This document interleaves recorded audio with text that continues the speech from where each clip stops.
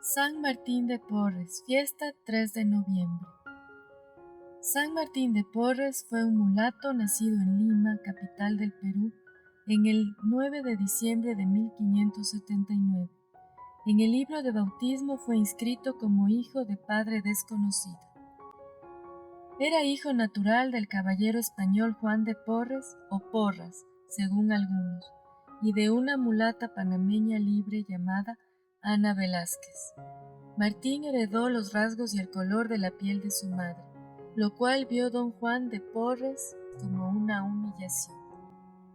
Vivió pobremente hasta los 8 años en compañía de la madre y de una hermanita que nació 2 años después.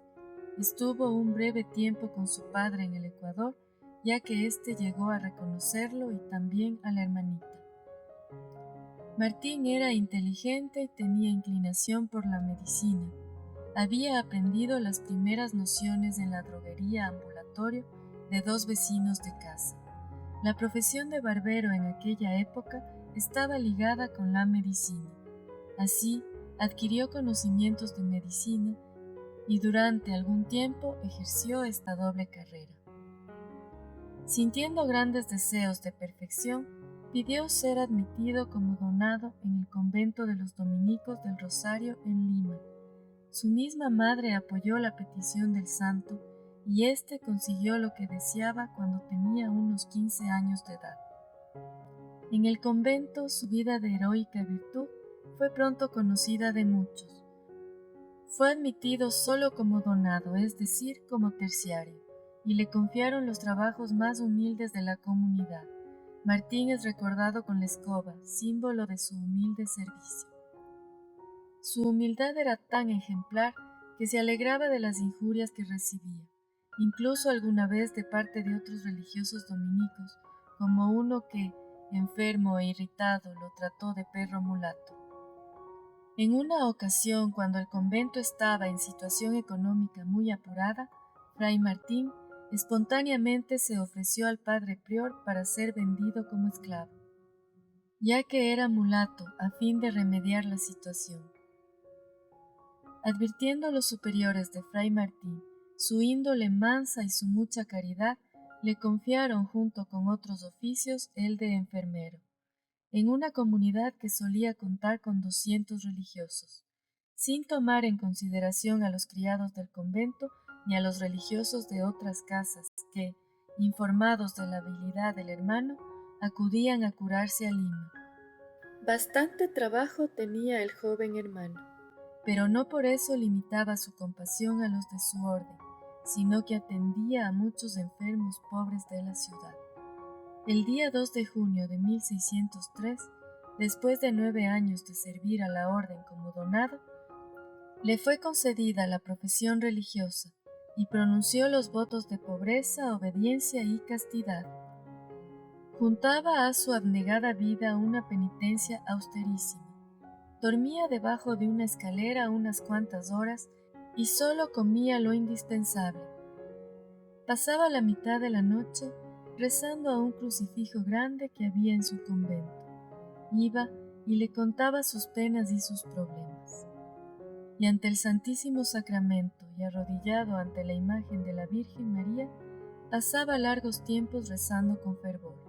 Añadía a esto un espíritu de oración y unión con Dios que lo asemejaba a otros grandes contemplativos.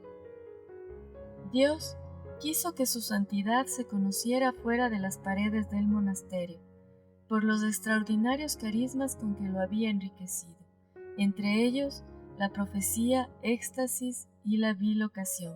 Sin salir de Lima fue visto en África, en China y en Japón, animando a los misioneros que se encontraban en dificultad. Mientras permanecía encerrado en su celda, lo veían llegar junto a la cama de ciertos moribundos a consolarlos. En ocasiones salía del convento a atender a un enfermo grave, y volvía luego a entrar sin tener llave de la puerta y sin que nadie le abriera. Se le vio repetidas veces en éxtasis, y algunas levantado en el aire muy cerca del gran crucifijo que había en el convento. A él acudían teólogos, obispos y autoridades civiles en busca de consejo. Más de una vez el mismo virrey tuvo que esperar ante su celda porque Martín estaba en éxtasis. Llegaron los enemigos a su habitación a hacerle daño, y él pidió a Dios que lo volviera invisible, y los otros no lo vieron.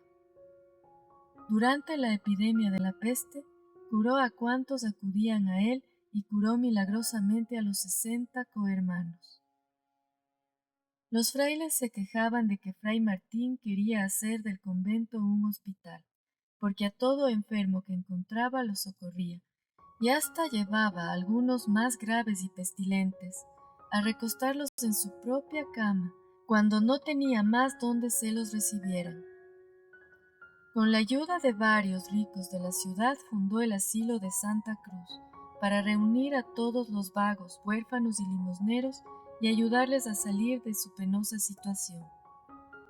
Sorprendió a muchos con sus curaciones instantáneas, como la del novicio Fray Luis Gutiérrez, que se había cortado un dedo casi hasta desprendérselo.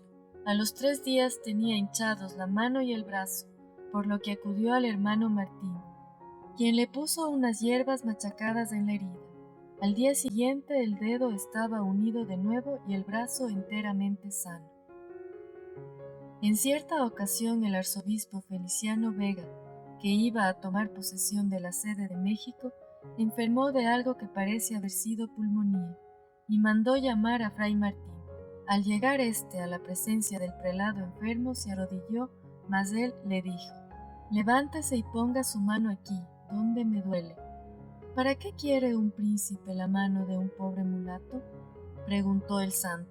Sin embargo, durante un buen rato puso la mano donde lo indicó el enfermo, y poco después el arzobispo estaba curado. Otras veces, a la curación añadía la prontitud con que acudía al enfermo, pues bastaba que éste tuviera deseo de que el santo llegara para que éste se presentase a cualquier hora.